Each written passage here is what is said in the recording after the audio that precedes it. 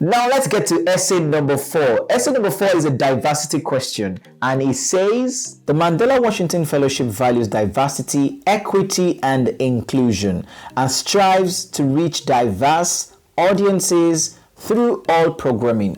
What do these values mean to you, and how do you exemplify these values in your professional and or personal life? Please be specific. This is clearly a diversity question, but it's not the time to speak English. Anyone can go to Google and figure out what's the definition for diversity, equity, and inclusion. Nobody cares about those definitions. What we care about is, what do these things mean to you? How have you been able to apply it in your life? So I recommend you do 3 things. For this essay number 4, I recommend how many things? 3 things. The first one is, you need to tell a personal story of diversity. What do I mean? You need to share with us from your personal space. This is different from your organization and blah blah blah. Your life, how your life has been in somewhat diverse. Let's say you are a northern man who has married a southern woman, despite the fact that people say north and south don't speak. I don't know your country, but you get the idea. Let's say you have a younger brother who lives with disability, and people have been, treating the person really bad, but you have been supporting them all these years. That's a personal story of diversity. It's also very, very emotional. Let's say you're a female engineer who has resumed at a new job, and when you got to site, you wanted to ease yourself, but there was no female toilet because they were not expecting a woman to show up. That's an inclusion and diversity problem. How have you dealt with that? That's a personal diversity story. That's exactly how to answer this question. Don't go and be giving us definitions. I'll give you another example. Let's say your parents are from 2 different religions. Your mother is a Buddhist and your father is a Muslim. That is diversity in the family. How have you been able to manage that? This is exactly what we want to see. Do not go and tell us diversity means equity means. That's not what we're saying. Tell a personal diversity story. Okay.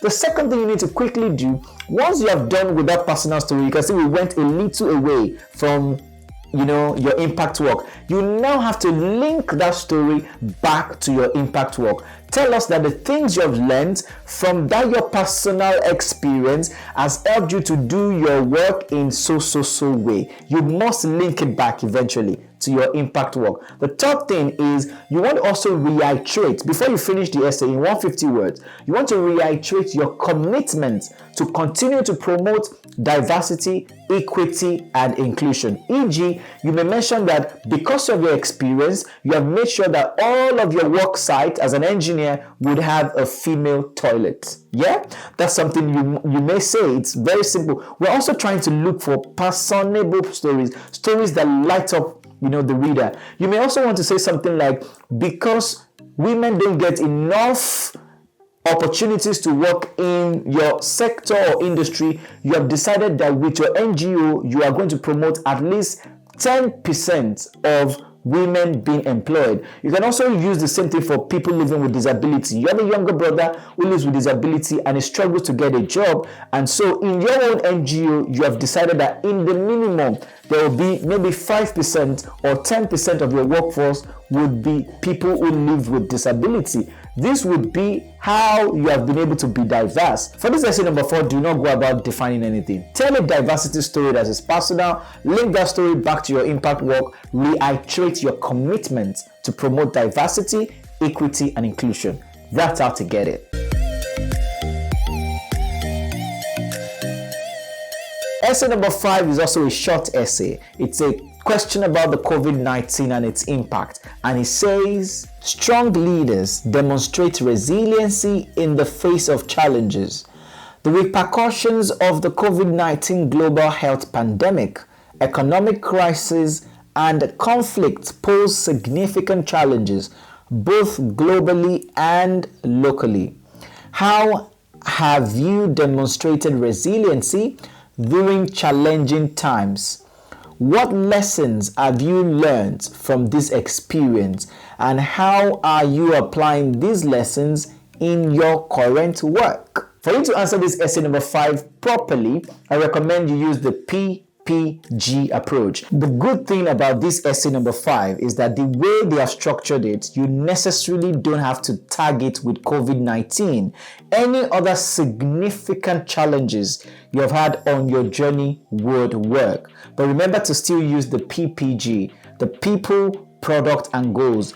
Identify that challenge, and it must be a real challenge, something that is of COVID-19 kind of dimensions, and tell us how it has threatened or affected your people, your product, and your goals. Okay, but if you could use COVID-19, that's still fine, because that's how the question started. But they have left it a little open so that even if you started your engagement recently and COVID didn't really affect you, you can wrap it around any other major challenge. Let's say your project has started since that time of COVID and COVID really actually affected you. There are 3 things you need to do. Mention how COVID affected. The first P is people, the second P is products, and the third letter G is goals.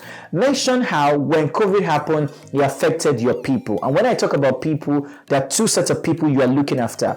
The people who are your beneficiaries and the people who are in your team. You want to mention how your beneficiaries suffered something because of COVID. You also want to mention how your team members, maybe they felt lazier, maybe they felt depressed because of COVID. That's the people side of things. How did COVID affect your people? The products, the things you are creating, how did COVID affect them in terms of maybe quality, in terms of maybe the strength of the product you're creating, maybe in terms of acceptability, whatever it is your product suffered due to the pandemic COVID-19, you want to mention that. The third one, the G, is the goals. Definitely every organization should have goals, mid-term and long-term goals. When COVID happened, how did COVID threaten your goals? Once you're able to answer these 3 questions, what you now need to do to solidify this essay number 5 is to tell us how you have responded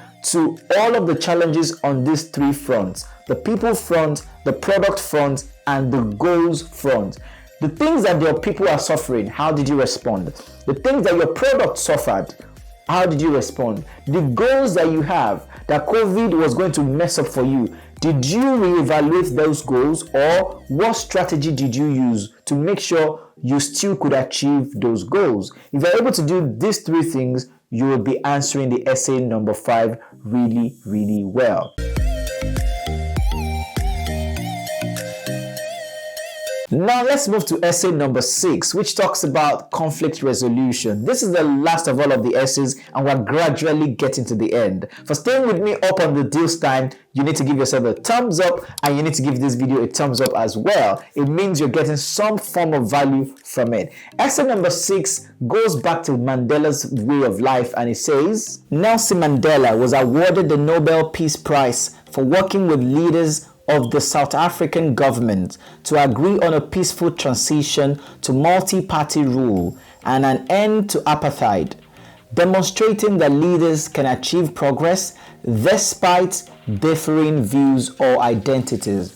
Describe a situation where you use your leadership skills to resolve a conflict or disagreement. How do you encourage respectful discussion when working with people from different backgrounds, identities, or perspectives? For this essay number 6, they really just want to know how you get along with other fellows from all across Africa, your US professors and guides, mentors, and every other person you'll be meeting courtesy of the fellowship. They want to see if you have some leadership traits and how you have demonstrated that in your past experience. For you to attack this question properly, I recommend you use the STAR approach. STAR. S is situation, T is task, A is action and R is result. So you want to paint a situation or a scenario of conflict. It could be a personal one. You had a disagreement with your boss. You had a disagreement with someone. But please make sure it is related to all of the story you are telling before. Make sure it's something along the line of your work. Do not go and start a new story about another thing, especially when that story does not relate to where you're coming from. Remember, it's one long story that is broken into 6 parts. So tell us a scenario that happened. It could be personal, but usually I would recommend you make it third party, something you witnessed in your work. Maybe 2 of your team members had a disagreement or a conflict, but paint that situation for us. We want to see it. The T is a task. What needed to be done? What was it really the bone of contention? What was it that we're trying to get? What is the thing that's really causing the conflict? What did we need to get done or get out of the way for this problem to be resolved? That's the task. You need to mention it.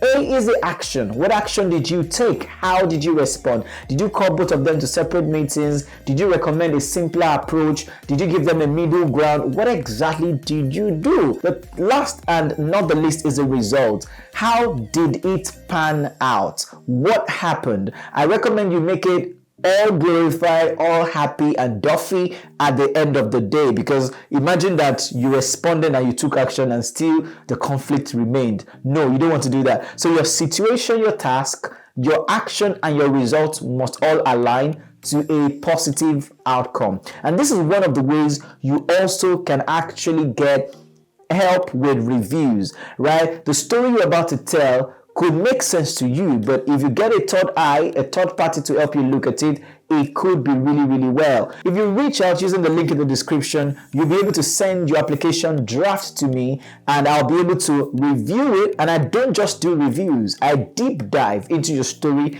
overhaul your impact story. I give you feedback on every bit of your application essays. And here is the best part. Everybody who I coach get a 1-hour direct engagement with me. The kind of story you tell may make sense to you, but with a third eye, an experienced eye for that matter, I help you to see it. There could be a way to remodel it so it sounds really epic, right? Remember that asking for help doesn't make you weak. It only means that you are strong enough to know when and how to get support. I look forward to helping you if you are able to reach out. If you have benefited anything at all from this video, please make sure you like it. Please make sure you like it. Subscribe for more and hit the notification bell. Until the next video, when I see you again, I remain your one and only E to the M to the D to the double E, Emdee Tiamiyu, and you have a right to be motivated.